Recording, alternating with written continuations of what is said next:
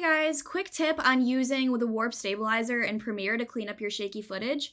So I know a lot of you are already familiar with this tool, but we want to emphasize how helpful it can be, especially for UGC or handheld shots where shakiness can really distract from your message.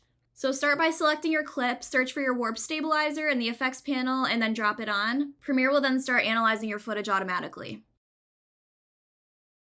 Once that's done, open the Effect Controls panel and let's walk through the key settings. So the result controls the motion style. Smooth motion tries to preserve the original camera movement, just less shaky. And then no motion attempts to lock the frame completely, better for static shots, but not always great for handheld movement.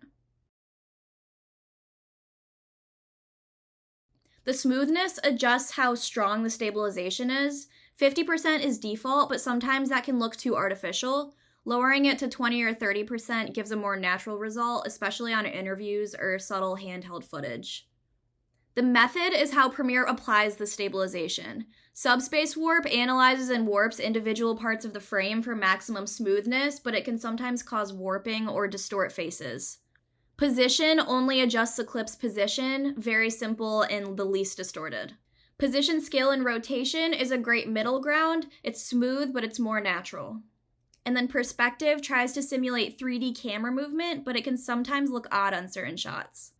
So under the borders section, you have 4 different options: stabilize only, stabilize and crop in auto scale, which is the default, and then stabilize and synthesize edges. Stabilize only applies the stabilization, but it doesn't crop or scale your footage. Stabilize and crop crops out those edges without scaling up the clip, so you lose some of the frame but preserve the original resolution.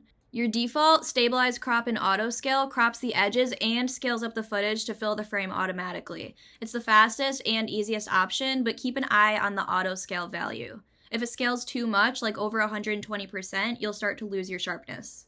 Stabilize and synthesize edges attempts to fill in the missing edges using pixels from the footage, kind of like content-aware fill. It can work in subtle background areas, but it often introduces weird artifacts if the background is complex or moving. For most projects, stabilize, crop, and autoscale works fine, but if you care about resolution or framing, like on interviews, try stabilize, crop, or even stabilize only and adjust manually. So real quick, let's take a look at the Advanced tab. This is where you can fine-tune how Premiere handles tricky stabilization cases. Under Detailed Analysis, when this is checked, Premiere does a deeper, more precise pass during analysis, which I highly recommend doing this if you have the extra time. It takes longer, but it can improve your results on complex movement or heavily shaky footage. Then you see Crop Less and Smooth More. This is a slider that balances how much the image is cropped versus how smooth the result is. Move it towards Crop Less to keep more of the frame, ideal when framing is important, and move it towards Smooth More if you're okay with losing some framing for cleaner stabilization. Most of the time, the default settings will get you 80% of the way there, but when you need some more control, especially for UGC or off-speed footage, those advanced options can really help you dial things in. Thanks for watching, and again, I know this is probably a refresher for a lot of you, but it's definitely just good to keep stabilization in mind when you're editing your videos.